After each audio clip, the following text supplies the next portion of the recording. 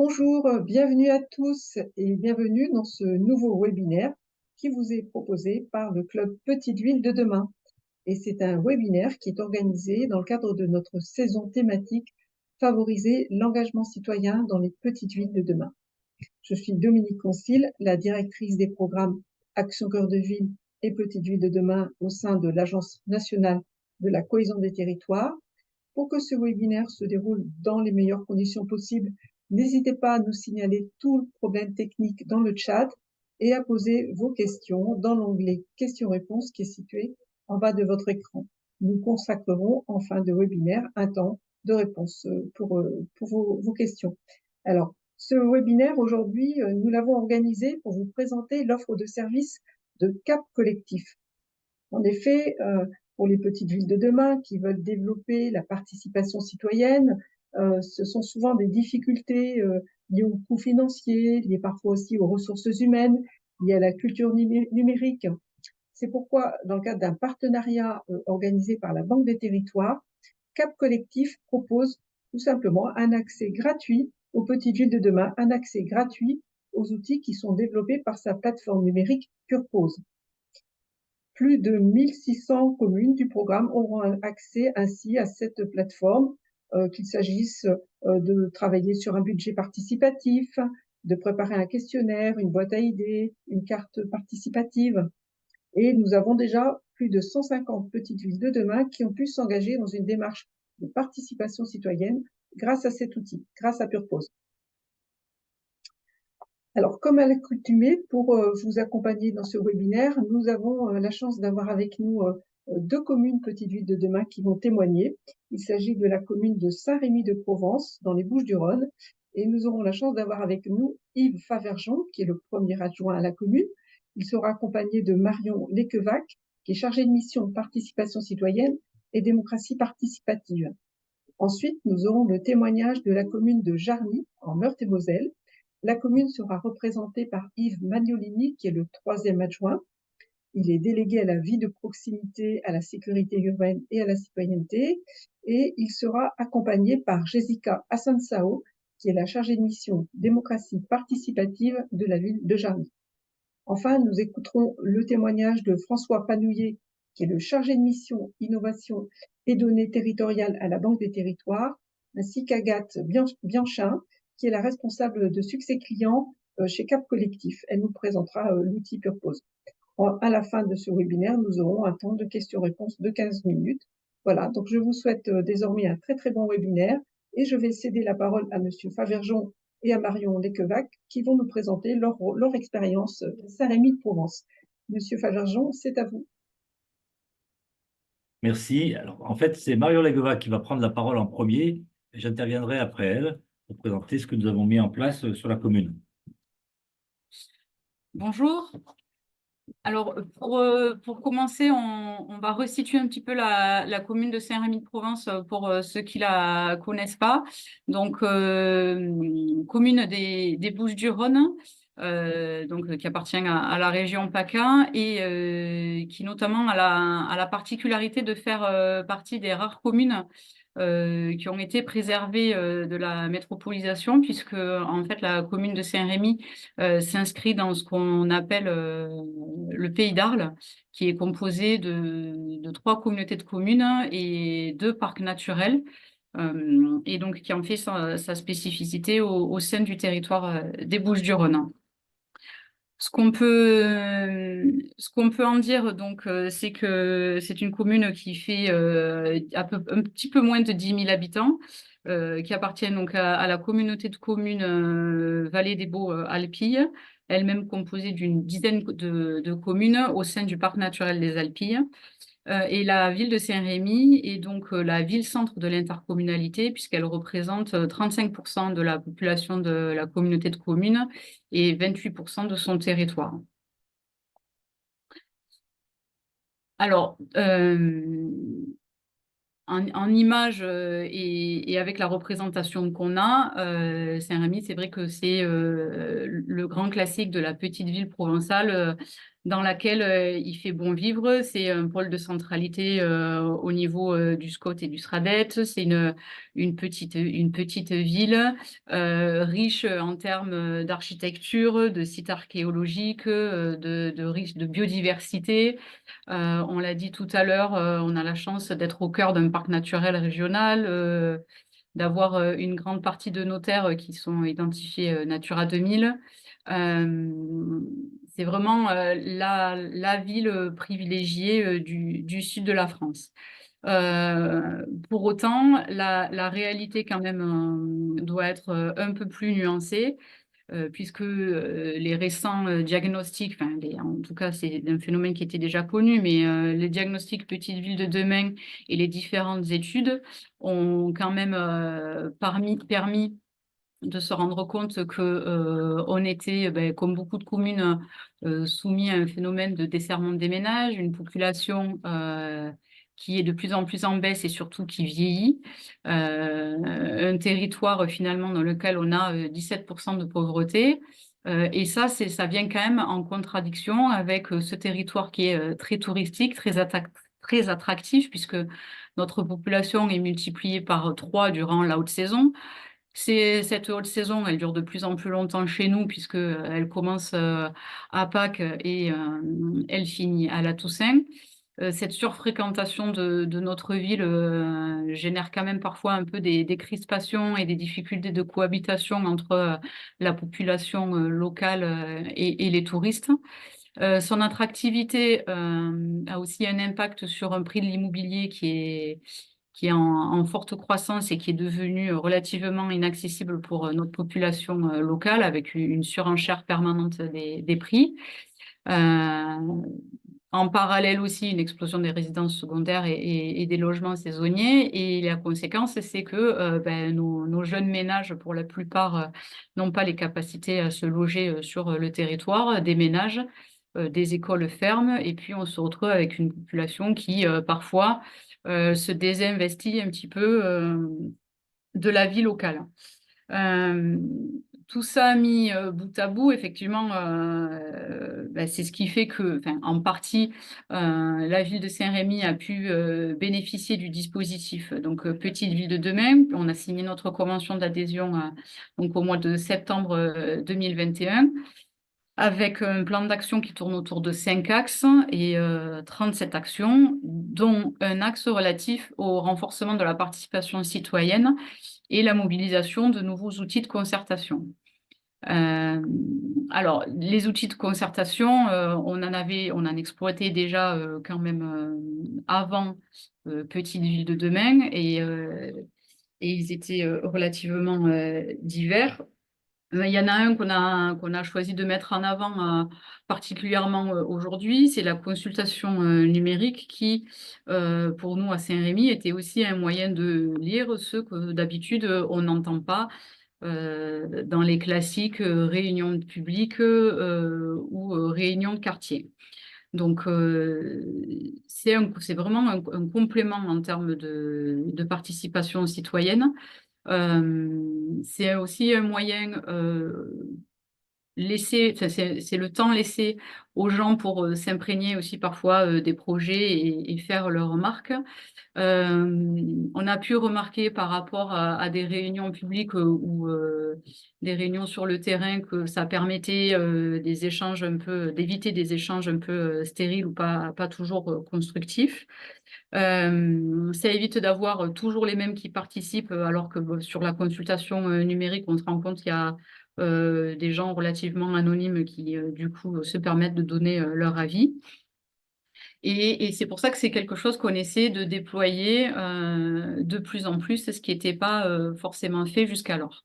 Donc, on vous a mis, par exemple, la récente consultation qu'on a fait sur la rénovation d'un de nos axes structurants sur Saint-Rémy, une consultation qui s'est terminée il y a quelques jours et qui a fait l'objet de 35 contributions. On avait déjà expérimenté ça pour un projet de déploiement d'extension de parking municipal qui avait obtenu, pareil, 34 contributions à peu près de 18 personnes différentes et qu'on connaissait jusqu'alors pas vraiment pour intervenir dans des consultations. Donc, c'est ce qui permet aussi d'avoir des profils de participants qui sont différents. Pour autant, ça ne veut pas dire que la consultation numérique va faire en sorte que le public qui vient aux réunions publiques va s'abstenir, mais en tout cas, ce qu'on estime, c'est que ça permet de laisser le temps aux gens de prendre les choses, le temps de formuler les choses. Et ensuite, quand on arrive à l'étape de la réunion publique, ça permet pour nous de la préparer peut-être différemment et de l'envisager plus comme une réponse et une synthèse à la consultation qu'une réunion où on ne sait pas trop comment vont se dérouler les choses. Voilà, donc ça, c'était l'exemple de la réunion publique. Et ensuite, donc pour poursuivre dans ce système de consultation en ligne, on a aussi décidé de développer un budget participatif.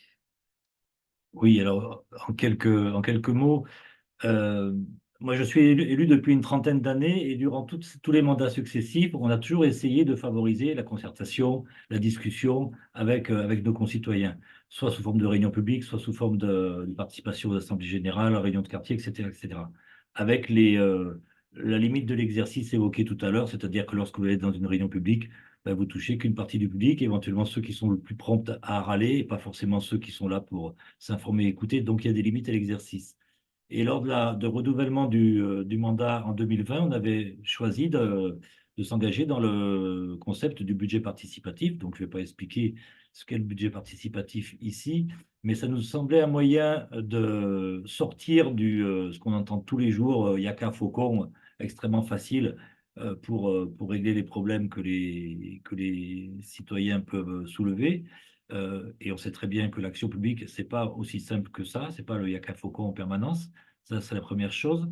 La deuxième chose, c'était aussi une manière d'officialiser ou d'institutionnaliser cette concertation qu'on faisait au fil de l'eau dans le cadre de nos réunions publiques ou autres discussions avec les citoyens. Et enfin, le budget participatif aussi, c'était un moyen de sortir de cette décision verticale que les élus appliquent au quotidien lorsqu'ils sont au conseil municipal et d'être plus sur une prise de décision plus horizontale où on associait plus les citoyens, les salariés en question. Parmi les écueils, on va dire, que j'ai pu rencontrer lorsque j'ai proposé le principe du budget participatif, c'est d'abord de convaincre les élus en question, ceux qui siègent, et qui, à un moment donné, pour certains, pouvaient se sentir dépossédés de la prise de décision, mais ce qui est même l'essence même du budget participatif. Donc ça a été une première étape à franchir. Et ensuite, on a décidé, et ça a été aussi une deuxième grande décision prise en majorité, du montant qu'on allouait à la décision des citoyens via le budget participatif. Donc nous, on a choisi 300 000 euros, parce qu'il faut bien donner un montant, et puis un montant qui semblait significatif, sachant que 300 000 euros, c'est à peu près 5% de notre budget annuel d'investissement en année normale, hors grand projet.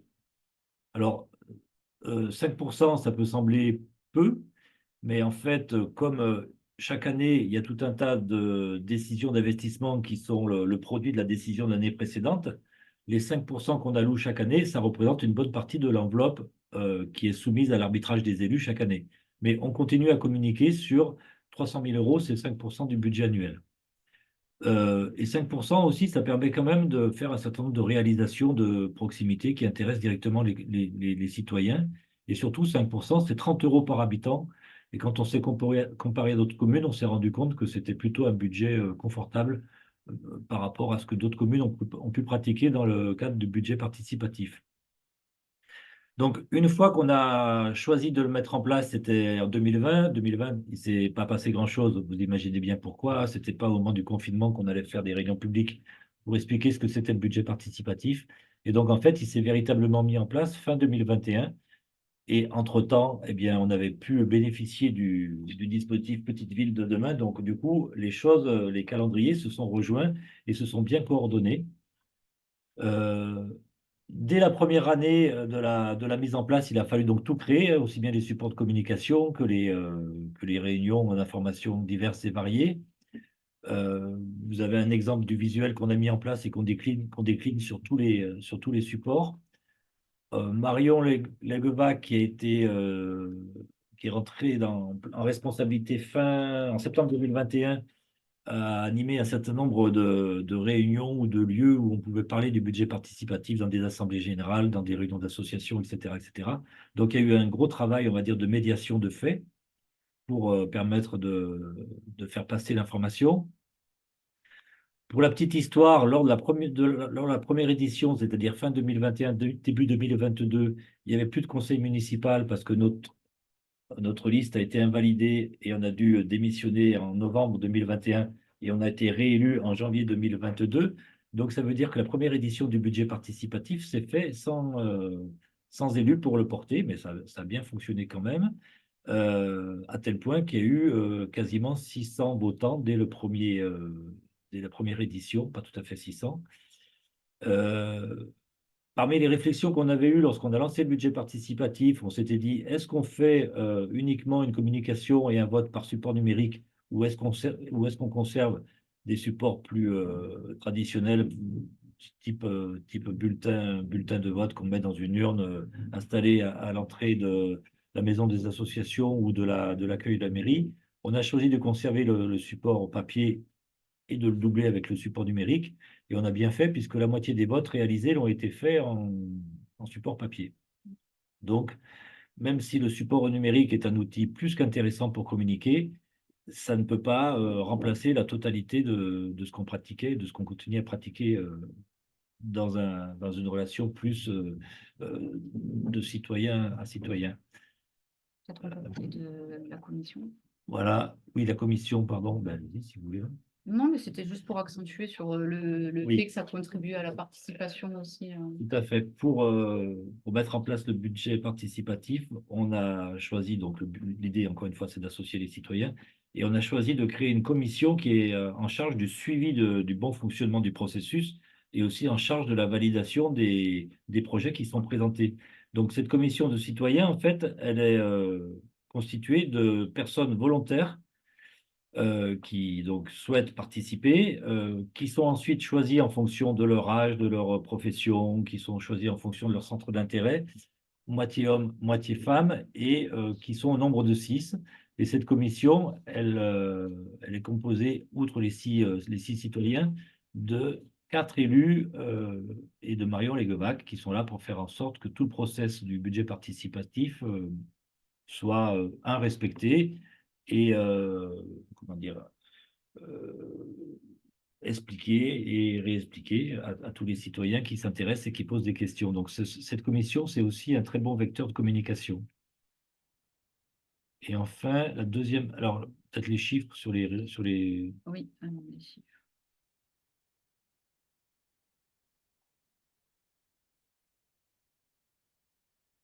Voilà.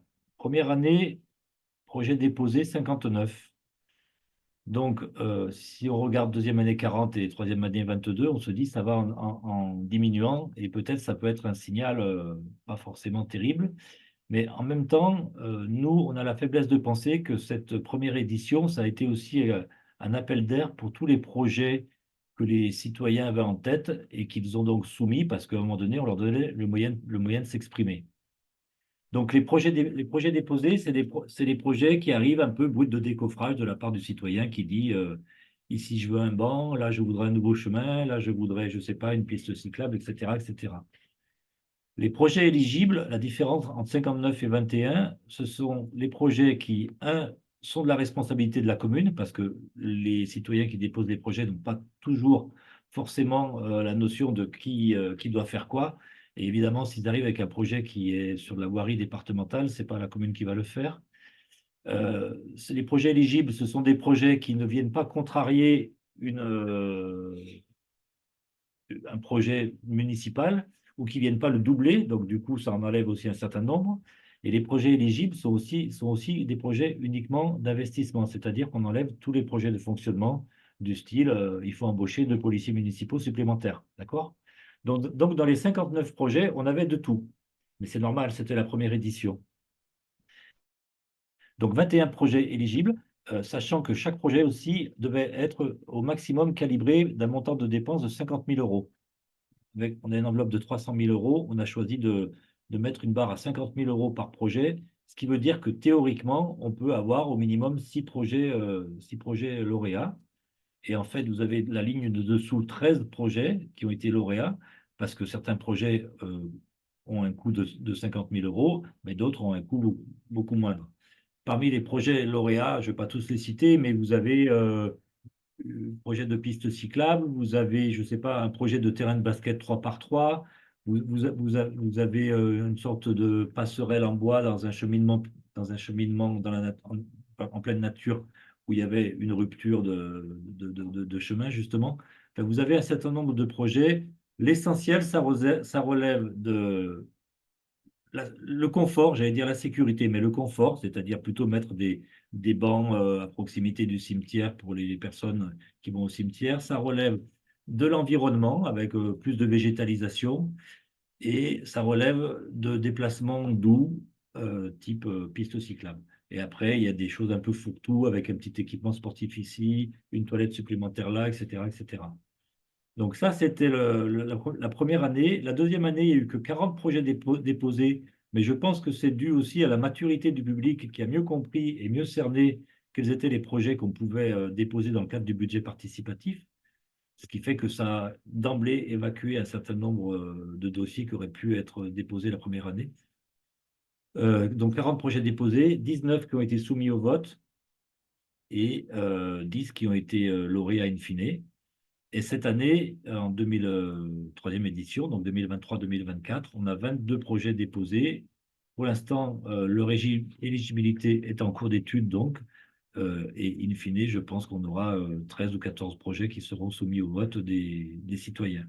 Ce qui est intéressant de voir, et peut-être pour conclure là-dessus, c'est qu'on est passé de 573 votants la première année, dans un contexte très particulier où donc il n'y avait plus d'élus pour pouvoir faire un peu le portage, à 961 la deuxième année, donc le double. Encore une fois, avec une proportion vote numérique, vote papier à peu près égale. Et j'espère qu'en 2023-24, enfin 2024, on arrivera au moins au nombre de votants qu'on a eu en 2023, et j'espère plus. Voilà. Je ne sais pas ce qu'on peut dire d'autre là. Bon, on va laisser la parole à la Voilà. commune voisine.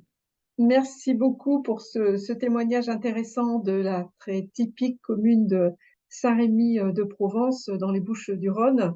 Merci à Monsieur Fagergeon et à Madame Lequevac pour cette présentation. Nous allons désormais entendre le témoignage d'une autre petite ville de demain. Il s'agit de la petite ville de demain de Jarny, en Meurthe-et-Moselle, et nous allons entendre Monsieur Magnolini et Madame Hassan Sao pour nous parler de ce qui a pu être fait dans le cadre de cette démarche de participation citoyenne. Merci à vous. Donc, avant que je laisse la parole à Jessica qui va vous parler plus particulièrement de l'application Purpose et des avantages qu'on a avec cette application, moi je vais juste résumer en quelques mots l'histoire de la démocratie participative dans notre ville de Jarny.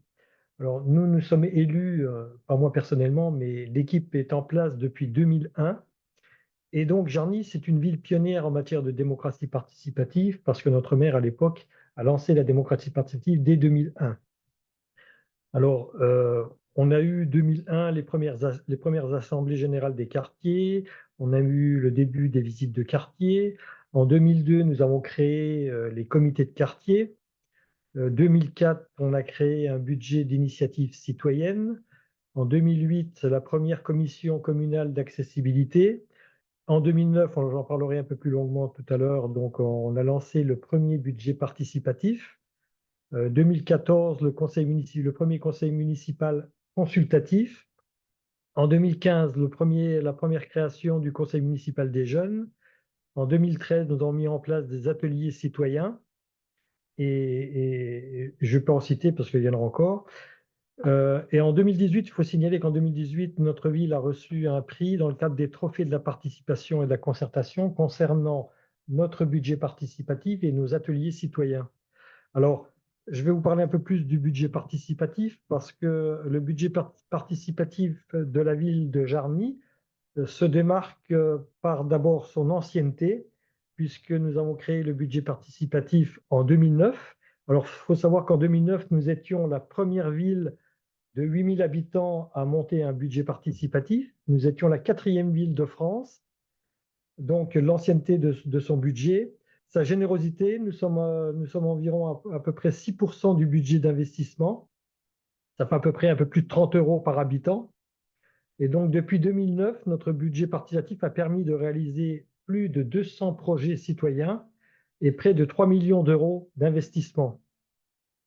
Alors, ensuite, donc, comme vous le savez, on a eu la crise sanitaire depuis 2020, donc qui a un peu ralenti, même freiné, même arrêté complètement les dispositifs de démocratie participative. Et il a fallu relancer tous ces dispositifs-là. Donc la ville a établi un diagnostic en 2022, fin 2022, pour faire évoluer tous ces outils en cohérence avec les enjeux démocratiques, numériques et environnementaux. Alors donc, nous avons développé une stratégie globale et nous avons mis en œuvre progressivement des dispositifs à partir de l'année 2023. Donc à partir de l'année 2023, nous avons relancé tous ces dispositifs-là. Donc nous avons un petit peu amélioré le budget participatif. On a fait une refonte donc, du budget participatif qui va, alors je ne vais pas rentrer dans le détail, hein, peut-être que Jessica rentrera dans le détail, mais le budget participatif, cette année en 2023, il y a eu 2 gros changements et des changements importants. C'est le calendrier déjà, et le deuxième changement important qui m'est très important, donc, c'est la création d'une commission citoyenne qui participe donc à l'élaboration de ce budget participatif et qui a un droit un droit de vote. Enfin, c'est eux qui choisissent les projets à la fin, les projets qui vont être soumis au vote des Jarnysiens. Donc dans cette commission, ce sont des gens qui font partie d'associations et des Jarnysiens lambda. Il n'y a aucun élu dans cette commission, il n'y a que Jessica qui fait partie de cette commission. Ça, c'est un changement très important. On a créé aussi en 2023 un nouveau dispositif, c'est le soutien Initiative Jeunes, qui s'adresse aux jeunes de 11 à 24 ans. On a évolué, donc les comités de quartier, on a fait évoluer les comités de quartier, on les a remobilisés. Vous savez qu'avec la crise sanitaire, il n'y avait plus de réunions. On a lancé une journée citoyenne, lancement de la journée citoyenne. On a redynamisé donc les concertations autour des grands projets de la ville. On a fait le plan vélo. Et donc, une nouveauté aussi, donc on a utilisé pour la première fois donc, la plateforme de participation citoyenne Purpose. Donc là, je vais laisser la parole à Jessica qui va nous parler un petit peu de cette plateforme qui nous a, enfin je le pense, qui nous a simplifié un petit peu beaucoup notre travail en ce qui concerne déjà le budget participatif. Bonjour à tous. En effet, du coup, je vais vous parler plus particulièrement de notre utilisation de la plateforme. Alors, on avait différents enjeux hein, à pouvoir offrir déjà une dimension numérique à des dispositifs qui existaient, à des réunions qui avaient lieu en présentiel et où, il est vrai, on avait du mal à toucher certains publics, les actifs, la tranche des jeunes. Donc voilà, l'idée, c'était aussi d'aller chercher de nouvelles personnes grâce au numérique. La volonté également, c'était de renforcer la lisibilité et la transparence des politiques qui sont menées sur la ville et de toutes les démarches de participation citoyenne qui peuvent permettre de construire ces politiques-là. Donc, Purpose nous offre vraiment une visibilité et permet aux habitants de pouvoir suivre voilà, les évolutions, les avancées des projets et de la participation. Ensuite, il y avait aussi l'accompagnement donc, de la transition numérique et démocratique en cohérence avec tous les autres projets de notre ville et moderniser aussi l'image de la collectivité, valoriser et renforcer l'attractivité du territoire en mettant vraiment en avant cette politique de démocratie participative qui est propre à notre territoire. On a donc décidé d'expérimenter sur la plateforme Purpose cette dimension numérique. On a pu d'abord en bénéficier gratuitement pendant 1 année. Donc on s'est dit, bah, bien évidemment, on va essayer, on va se lancer. Et donc, cette plateforme, elle permet de réunir vraiment tous les projets participatifs de la ville. Donc, on l'a beaucoup utilisée. On a commencé à avoir cette plateforme donc en 2023 et donc on a pu l'utiliser, sur cette année 2023 pour le budget participatif 2023-2024, pour, notre concertation sur le plan vélo, pour notre dispositif soutien initiative jeunes. On a également, lancé une enquête, sur, le numérique, et enfin une consultation sur, les zones d'accélération de la production d'énergie renouvelable. Donc voilà, on peut dire qu'on a bien rentabilisé, notre année, de gratuité. Et donc il est vrai que suite à ça, on a décidé de reconduire, notre utilisation de Purpose pour 2024 et je vais vous présenter plus particulièrement donc, 2 de nos projets. Le premier, c'est le budget participatif de la ville. Alors, Hervé, l'a dit tout à l'heure, on a vraiment, créé des nouveautés puisque le dernier budget participatif remontait en fait à 2019. Donc il y a eu un petit temps de latence entre 2019 et 2023 où finalement il y avait plus de budget participatif. On a fait vraiment cette relance en 2023 et on voulait absolument cette dimension numérique. Ce qui fait qu'il y a eu aussi pas mal de changements par rapport, au règlement, par rapport à la création de cette commission citoyenne de présélection des projets et l'idée, c'était aussi que chaque habitant puisse un peu s'y retrouver, et puisse avoir, toutes les informations au même endroit. Donc Purpose, par rapport à ça, ça a été vraiment, très bien puisqu'on a pu présenter, voilà, le budget participatif, mettre en ligne, le règlement, et donc on a pu, mettre les différentes phases du budget participatif, sur Purpose. Au niveau, alors au-delà de ces nouveautés, Purpose, ça nous a permis, bien entendu, puisqu'on a malgré tout, maintenu la dimension, des votes papier, on a maintenu les réunions en présentiel. Donc, nous, dans le cadre de la phase de dépôt, on organise, au sein des différents quartiers, des ateliers de co-construction de projets. Ce qui est avantageux avec Purpose, c'est qu'on peut aussi créer des événements. Donc la personne, quand elle va se rendre sur le budget participatif de la ville, elle peut voir tous les événements qui gravitent aussi autour de ce projet-là. Au niveau, des résultats par rapport à notre budget participatif, au niveau de la phase de dépôt, on a eu 130 projets qui ont été déposés et dont 40 qui ont été déposés en ligne. Donc on a trouvé que c'était plutôt satisfaisant puisqu'il faut savoir que, le lancement de Purpose coïncidait avec le lancement du budget participatif. Donc voilà, donc les gens n'en avaient pas forcément entendu parler avant de cette plateforme. Donc avoir 40 de dépôts en ligne, ça nous semblait, satisfaisant. Par rapport à la phase de vote, également, on a donc, eu à peu près 45 de votes en ligne. Donc encore une fois, on est à peu près sur, moitié-moitié, pour, cette première année, d'utilisation, de la plateforme. Au niveau des avantages de Purpose, c'est bien sûr la transparence puisque, chaque habitant peut avoir accès aux projets qui sont déposés. Il peut avoir accès, au vote sur chaque projet. Donc, voilà, on a vraiment, là une transparence qui est renforcée. La visibilité des projets, ça permet également des échanges. On a pu voir, voilà, des projets où on sentait qu'il y avait un certain engouement, le soutien, ou des questions, par rapport, à un projet. Donc ça permet aux habitants d'échanger entre eux mais également, pour la commune d'échanger avec eux sur certaines questions et l'avantage aussi sur cette plateforme, sur la partie plutôt donc mise en œuvre des projets, c'est que, on pourra, suivre enfin les habitants pourront suivre en temps réel la mise en œuvre des projets du budget participatif, savoir si on est, dans la phase de conception, si on est plutôt, dans la phase de travaux ou, si l'action a été réalisée et c'est vrai qu'auparavant, ce suivi de la mise en œuvre, il était moins évident sans la plateforme.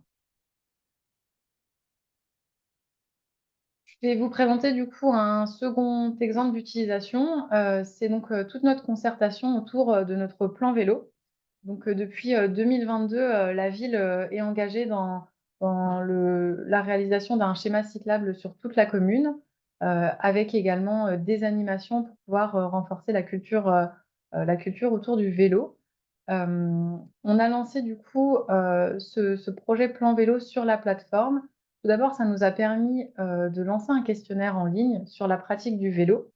On a pu, pour cette première année donc, récolter, 41 réponses.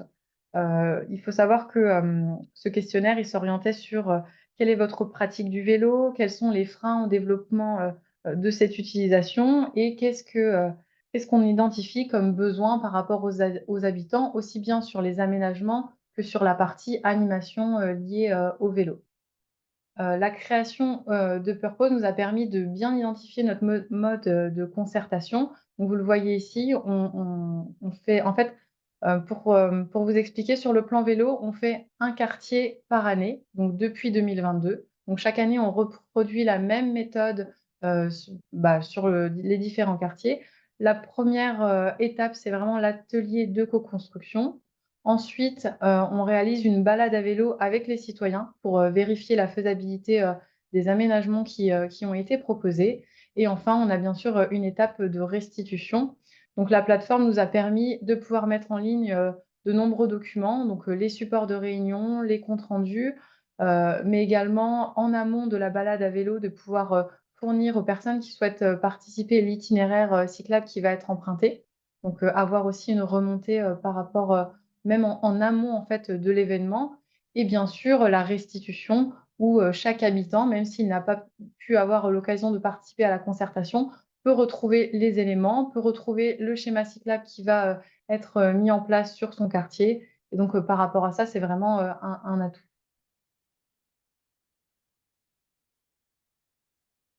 On voulait aussi revenir, suite à notre utilisation, d'1 année et nos différents projets sur la plateforme, à quelques points de vigilance, de notre côté et qui peuvent, forcément, servir aussi, de votre côté. Alors, d'abord, c'est accompagner les citoyens pour, l'appropriation de la plateforme mutualisée. Donc, c'est vrai que, au début, les citoyens étaient un peu étonnés. Ils trouvaient pas forcément le profil de la ville de Jarny. Donc ils arrivaient, sur la page, Purpose générale et ils n'arrivaient pas à s'y retrouver au niveau des projets. Donc il a fallu les accompagner pour qu'ils puissent, arriver au bon endroit, les rassurer sur le fait que c'est bien, une plateforme complémentaire au site de la ville, qu'il n'y a aucun risque, qu'ils peuvent, tout à fait, créer, leur compte, voilà. Donc ça a demandé un petit moment d'appropriation, pour les citoyens. Hem Il faut savoir aussi que, on a créé certains tutoriels vidéo, hein. Comment, créer son compte, sur Purpose, comment, dans le cadre du budget participatif, aller voter. Donc, voilà, pour, les accompagner au mieux. Et dans le cadre de cet accompagnement également, on s'est outillé de 2 tablettes numériques, pour pouvoir accompagner vraiment, lors de nos ateliers en présentiel, les habitants, sur Purpose. Le deuxième point de vigilance qu'on a noté, c'est vraiment garantir une cohérence avec, les autres outils de communication de la ville. Donc, bien sûr, le site internet de la ville qui est très important. L'idée n'étant pas de démultiplier les sources, pour la même information. Donc il faut savoir que nous, ce qu'on dit à nos habitants, c'est qu'à partir du moment où c'est de la participation citoyenne, ils le retrouveront sur Purpose. Dans le cadre, par exemple, de notre magazine municipal, on va pas répéter ce qu'il y a déjà sur la plateforme non plus. L'idée, c'est qu'on met des QR codes, on utilise beaucoup les QR codes, que les gens puissent, tomber directement au bon endroit, sur la plateforme et qu'ils puissent avoir toutes les informations et les renseignements, nécessaires. Et enfin, le dernier point, c'est malgré tout de ne pas sous-estimer les moyens humains nécessaires pour faire vivre les projets. Pour ma part, donc moi, je suis en charge de la démocratie participative. Toute la partie, mise à jour, création des projets sur la plateforme, elle se fait directement donc, par moi, en lien avec les autres services.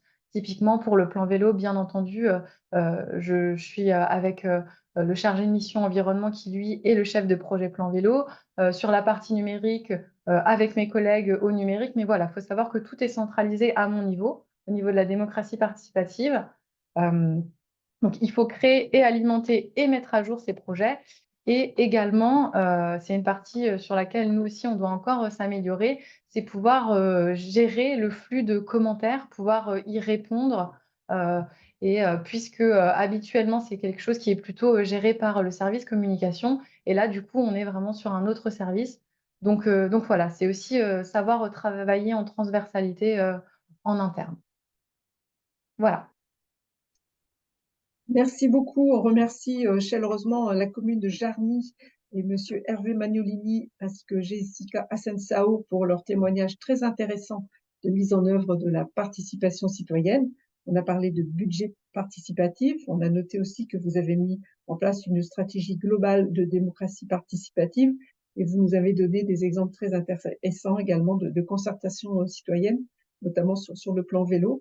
Donc cet après-midi, nous avons entendu 2 témoignages de communes Petite Ville de demain, Saint-Rémy-de-Provence et la commune de Jarny, qui ont mis en œuvre cette concertation citoyenne grâce à la plateforme Purpose. Je vous propose maintenant de passer la parole à Monsieur Panouillet pour la Banque des Territoires. François Panouillet est chargé de mission Innovation et Données Territoriales à la Banque des Territoires, qui soutient la plateforme Purpose, et Agathe, je passerai ensuite la parole à Agathe Bianchin, qui est la responsable du succès client chez Cap Collectif, qui va vous présenter l'outil Purpose.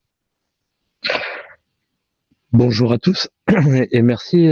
Je vais dire 2 mots d'introduction pour revenir sur la jeunesse de ce projet et puis ensuite passer la parole à Agathe de Cap Collectif. Moi, je suis donc François Panouillet, je suis en charge de la ville intelligente et durable, notamment dans le cadre des programmes Petite Ville de demain et Action Cœur de Ville.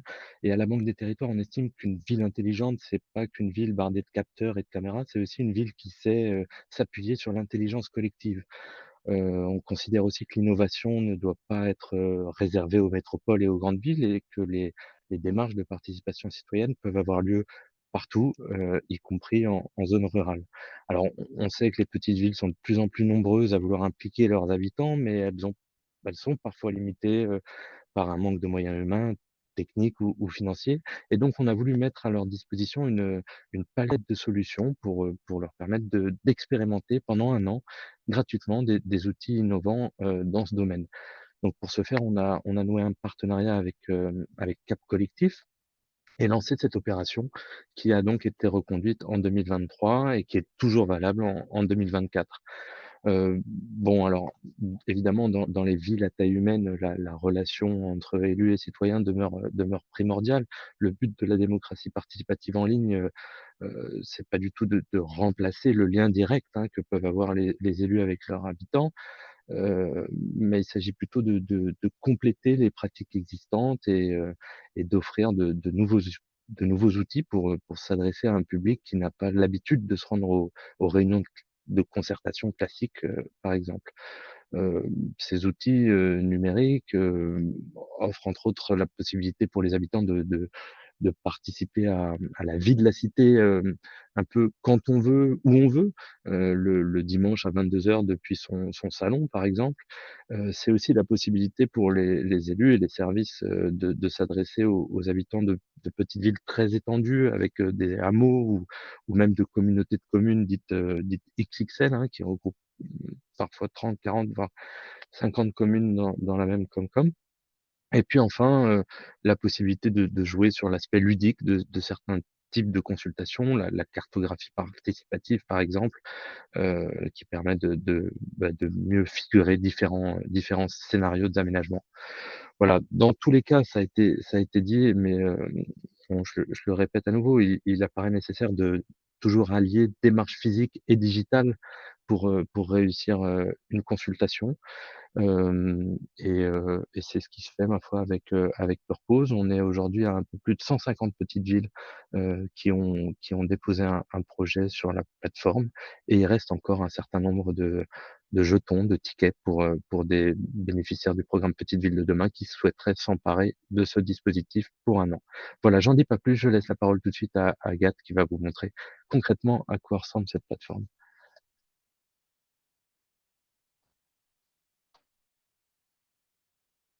Bonjour à toutes et tous.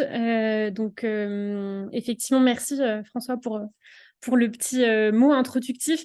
Je vais essayer d'aller vite pour qu'on ait quand même un peu de temps pour des questions et des échanges à la fin.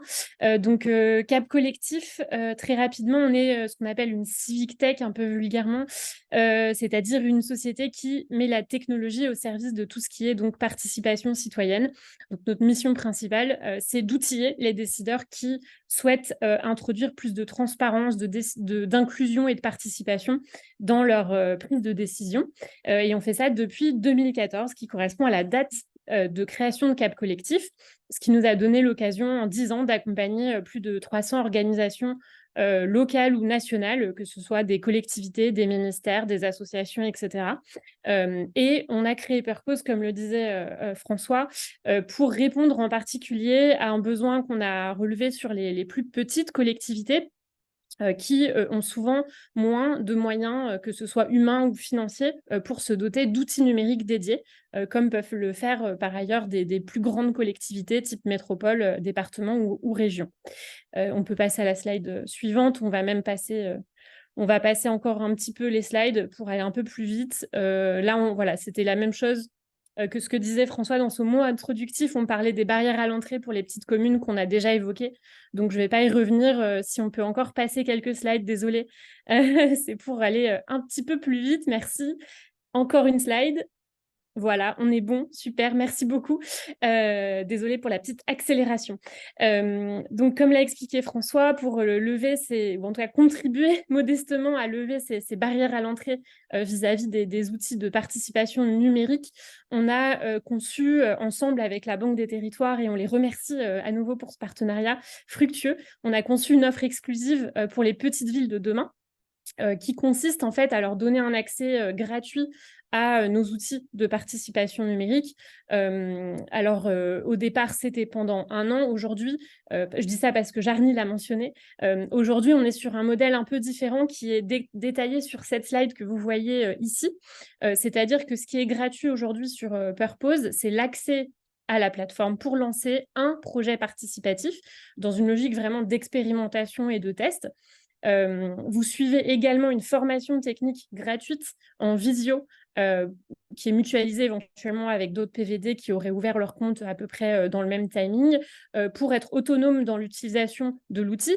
C'est-à-dire ce que mentionnait tout à l'heure notamment Jessica, c'est que évidemment quand vous créez du contenu sur les pages de la plateforme, il faut pouvoir les alimenter. Donc, vous avez besoin, via un accès d'administrateur, de pouvoir modifier vos contenus sur les pages. Et cette formation vous permet d'être autonome dans tout ça, mais également dans la gestion des contributions, de pouvoir publier des réponses aux différentes propositions déposées par les citoyens, etc. Donc, cette formation vous permet ça, elle est également gratuite.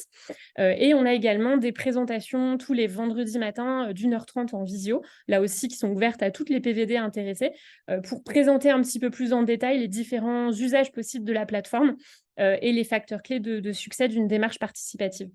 Voilà, donc tout ça, c'est ce qui est inclus dans l'offre dédiée au PVD. On peut passer, je pense, à la slide suivante. Voilà, merci. Donc, pour les personnes qui s'interrogent combien ça coûterait après cet accès gratuit, si vous souhaitez continuer l'utilisation de la plateforme, on a plusieurs packs différents en fonction du nombre de projets que vous avez prévu de lancer dans l'année, mais ça démarre à 500 € par projet hors taxe. Voilà, sans limitation de temps pour le coup dans le projet, que ce soit une enquête sur la mobilité qui dure quelques semaines ou un budget participatif qui dure 6 mois.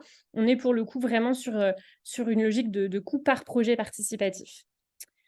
Merci beaucoup. On peut passer à la slide suivante. Très concrètement, à l'intérieur de la plateforme Purpose, vous avez 10 modules, 10 outils participatifs qui sont configurables individuellement ou simultanément en fonction de vos besoins et de vos projets.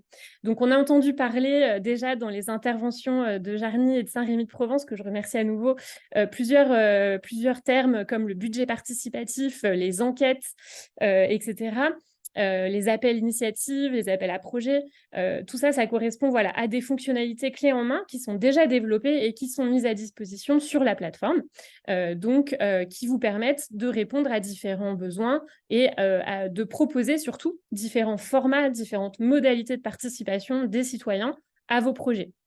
Donc, dans une boîte à idées, par exemple, les gens vont pouvoir déposer des propositions de façon assez libre, alors que dans un questionnaire, par exemple, elles vont plutôt répondre à vos questions dans un formulaire.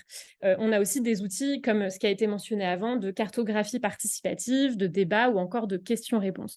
Ces 10 outils-là, ils peuvent être activés vraiment de façon isolée, comme le budget participatif, qui est un dispositif à part entière, ou ils peuvent être combinés. Donc, par exemple, sur un même projet par exemple, plan de mobilité, on a des collectivités qui combinent une participation par réponse à un questionnaire en phase de diagnostic, puis une étape de boîte à idées, puis une étape de votation pour prioriser des actions parmi toutes celles proposées dans le plan de mobilité. Voilà, donc ça peut être aussi de la co-construction un peu dans la durée qui mobilise différentes fonctionnalités de la plateforme et tout ça reste accessible dans un seul et même projet. On peut passer à la slide suivante. Merci beaucoup. Donc, j'avais préparé 4 exemples concrets de projets à vous montrer en complément de ce qu'on a déjà vu. Je vais me mettre pour cela en partage d'écran. Hop.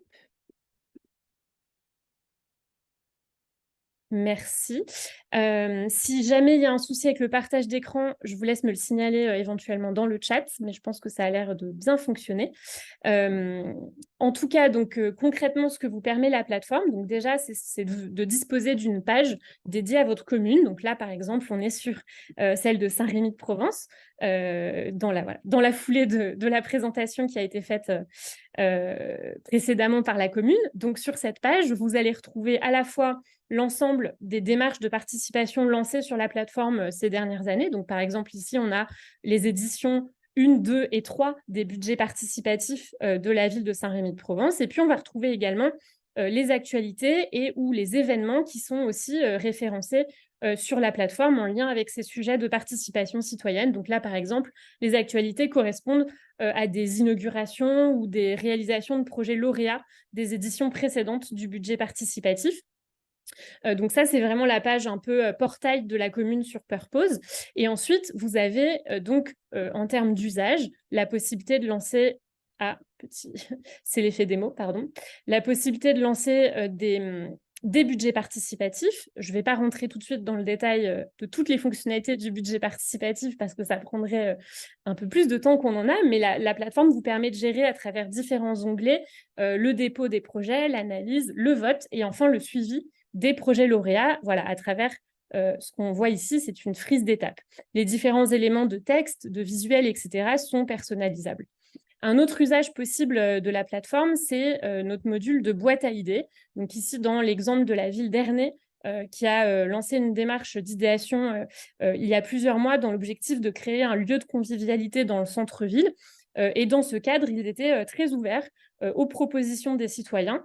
Donc, on a un format boîte à idées comme ça, qui est assez ouvert et sur lequel les personnes peuvent lancer elles-mêmes des propositions comme elles le souhaitent pour contribuer à ce projet. Un autre cas d'usage encore, c'est le questionnaire.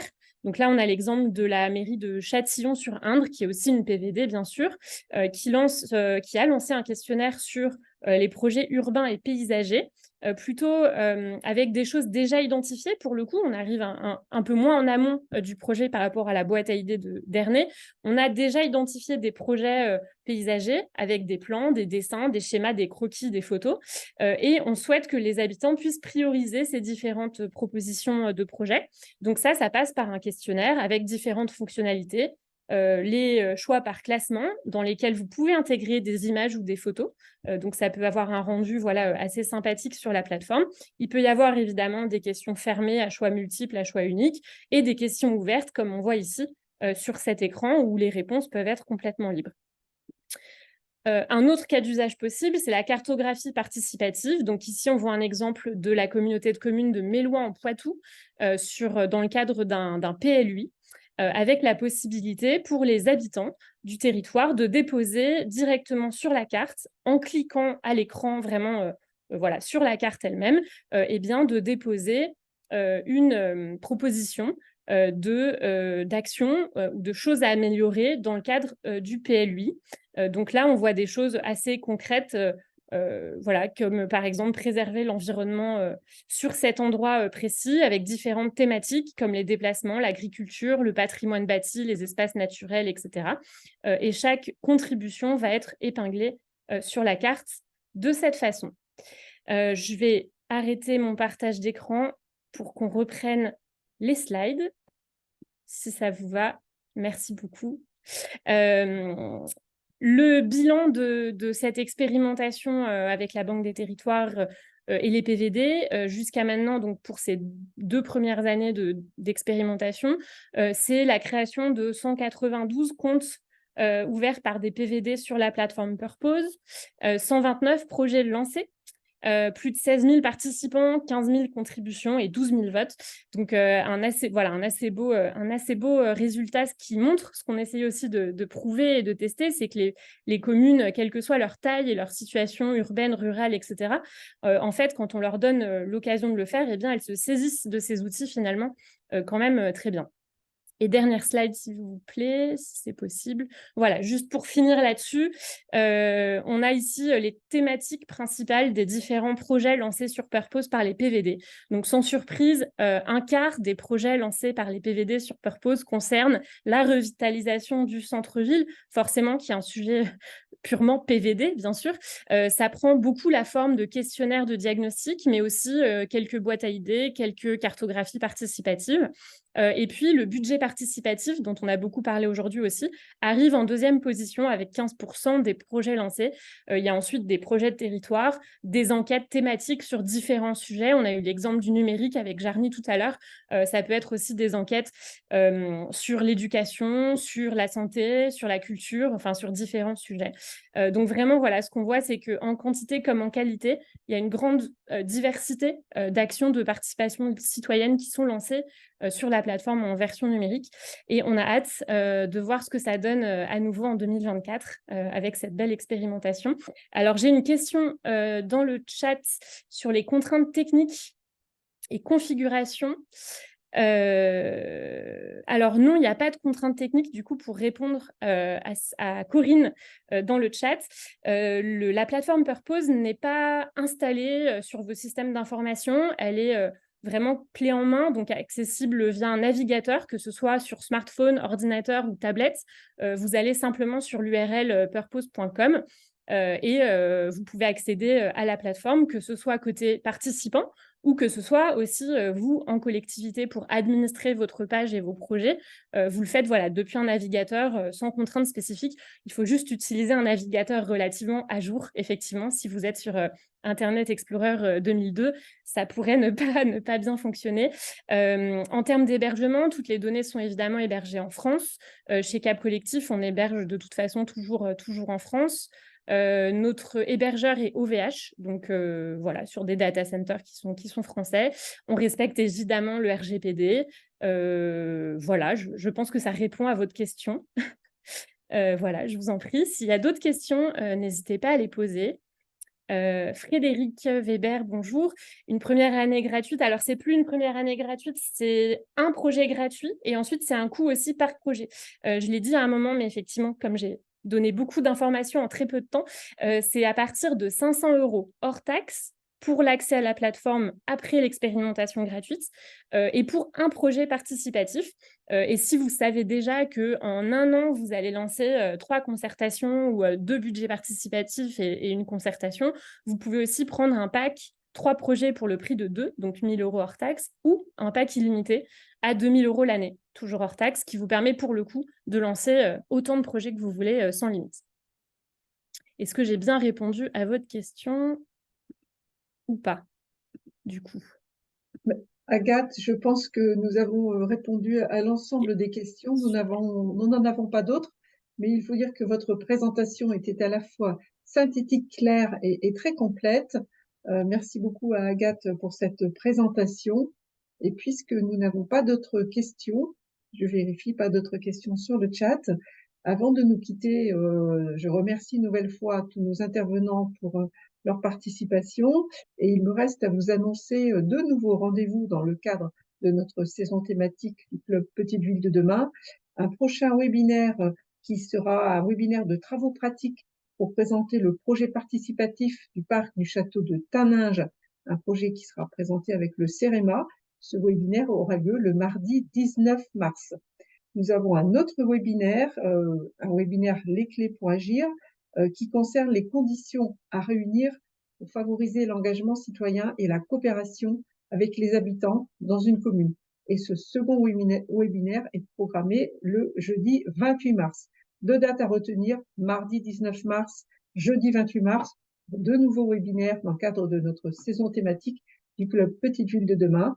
En tout cas, merci beaucoup de nous avoir suivis et je vous souhaite une très bonne fin d'après-midi. À bientôt.